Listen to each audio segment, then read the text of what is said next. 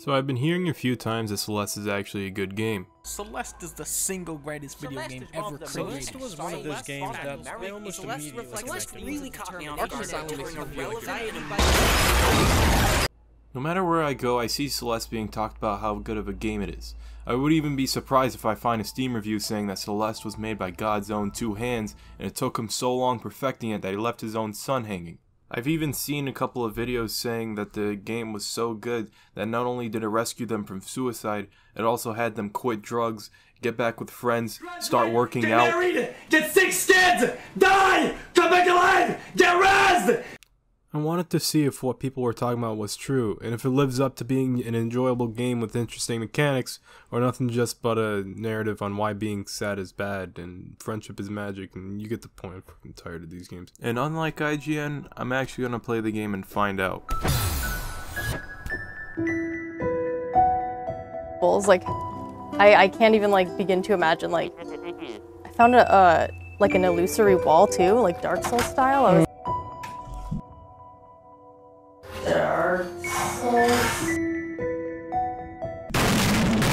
Alright, jokes aside, I've been playing this game for a couple of minutes and I already noticed something incredible no one has mentioned.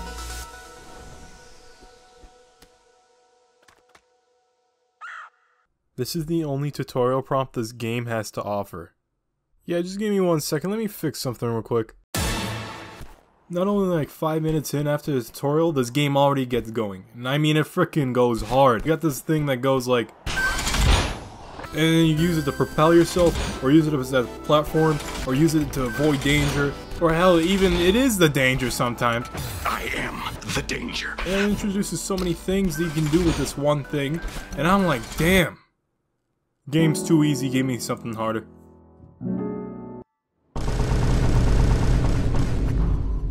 Fuck. And I thought I was just gonna get bored playing this game because it's just jumping around until you get to the end of the level. But later in the game I realized it's a lot more than that. Remember that mechanical thing I was just playing around with? They got different ones for every stage just to keep the game new. Like you have this one stage that goes like, in this one hotel that just has AIDS because, you know, it's a hotel. And then this other one that just has whatever the frick this guy's saying, I don't know, it's probably something racist. My point is, with all these different things the game has, I never felt bored jumping around. The game made sure that every jump I make is going to lead into something different, rather than just me sitting on my ass and wondering when the game's going to start. Hell, in the beginning of the game I felt like that to the point that I made a 5-slide PowerPoint animation explaining how simple the first stage was. So it starts off with you just dashing into a pit of hell, and then you grab this green orb thing that can just make you have a second dash, and then that's it, you're done with the level. But for this level,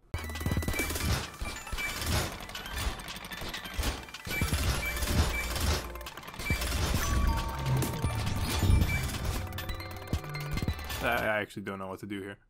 This game is limitless with the amount of possibilities you can make with these hazards. It gives you a different challenge with different variations and a small ass character to finish it with.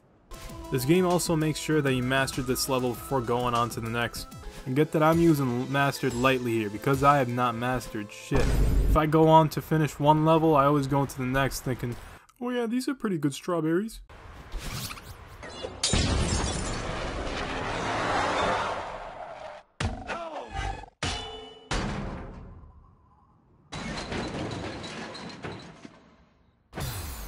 And I love it. The game keeps you on your toes after you make that first leap and the outcome is always up to you. And what makes it so good isn't just the gameplay. There's gotta be other things to bring to the table to make a game good. And look what they did to do that.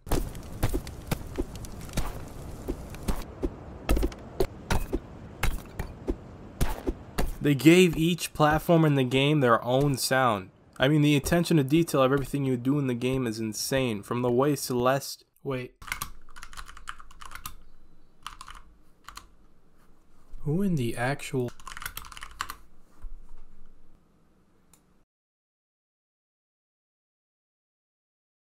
I mean, Madeline's hair flow, whichever direction you go. How they make the atmosphere in the game match with everything you see on the screen. From messy and dark to bright and uplifting. Because you know in games you look at places and be like, oh look, a grass area. Oh look, a rock area. Oh look, another grass area. And all of them barely feel any different because they don't have plank sound effects. My point is, I love small details like these. They don't even add much to the game, and yet they make the quality of whatever you're experiencing so much better. And you find that wherever you go.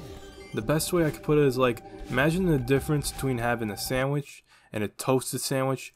Both are literally made of the same exact thing, but one has that crunch, that frickin'... But sometimes the game does get difficult. Like, too difficult. You start to feel the struggle of every stage, death counter feels like less of a number, and more like an insult, and I've seen a lot of complaints about how the game's too hard, it undermines the entire meaning of having fun. But most of the complaints don't mention that there's literally a God mode switch in the game that warns you it was their intention for making the game hard. But I mean, it's almost like the game takes place in climbing a mountain and not walking in a park. I mean, I sound mean saying it, but hey, I think saying the game is too hard is a genuine complaint that isn't something you can respond with 2 words for. The game is hard as hell for a good reason though, because being berated with losing over and over and over and over again defeats the entire point that the game is trying to tell you. Which brings me to my next topic.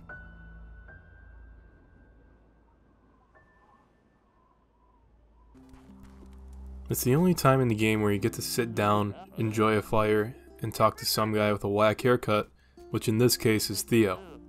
I realize that it's not the forced dialogue that you have every game just to hear about some guy ranting about his wife.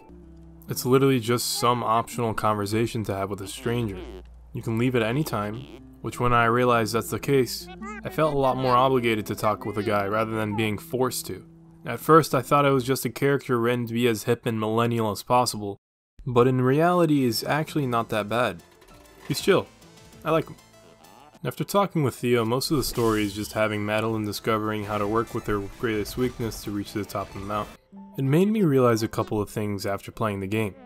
And look man, I'm gonna be honest with you, I don't really relate to what she's going through compared to what I've heard about other people talking about this game. But I do know somebody who does. So, what do you think about Celeste? Celeste? Oh. Best game in the world, 10 out of 10. Okay, yeah, he didn't help. But here's what I got from the game. Whether it being having a panic attack in the middle of a gondola, or having a manifestation of your dark thoughts chasing to kill you, or all that stress, doubts, regrets, and struggle that people face, it's gonna amount to something in life.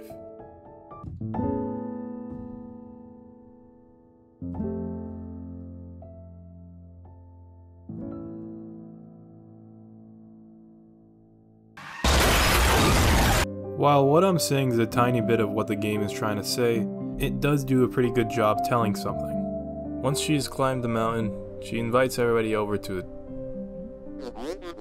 Okay, who the hell invited this guy?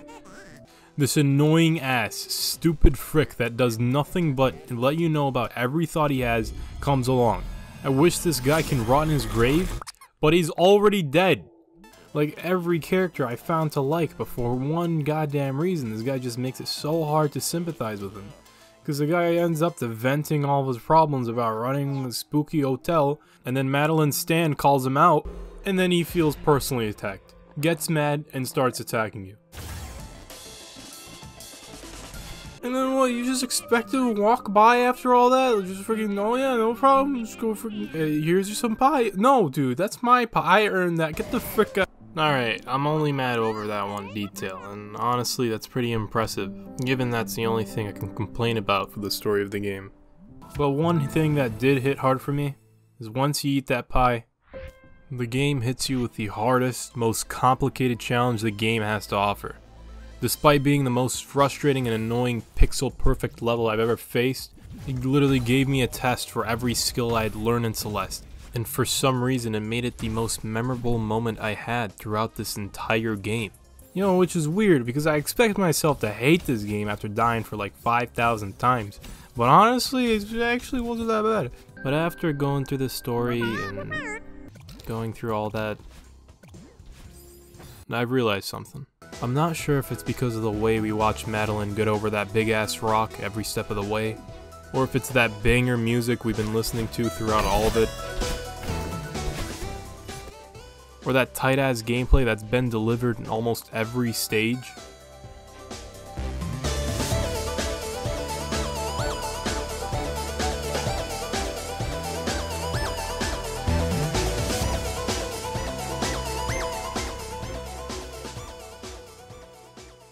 All of these different things I've experienced within the game slowly made me realize that Celeste was not that bad, actually.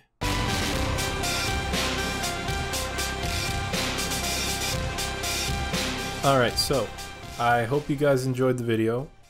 Just let me know what you think and share it to other people if you can. I did the math. If you share it to one other person, that's like twice the amount of people that'll watch the video, which is actually insane. I had a lot of fun making this video too, so the next one is already being worked on right now. I'm just getting started, so if you want to see what comes next, go ahead and hit that subscribe button. There's definitely going to be plenty more to come, and that's pretty much all I wanted to say. Peace out.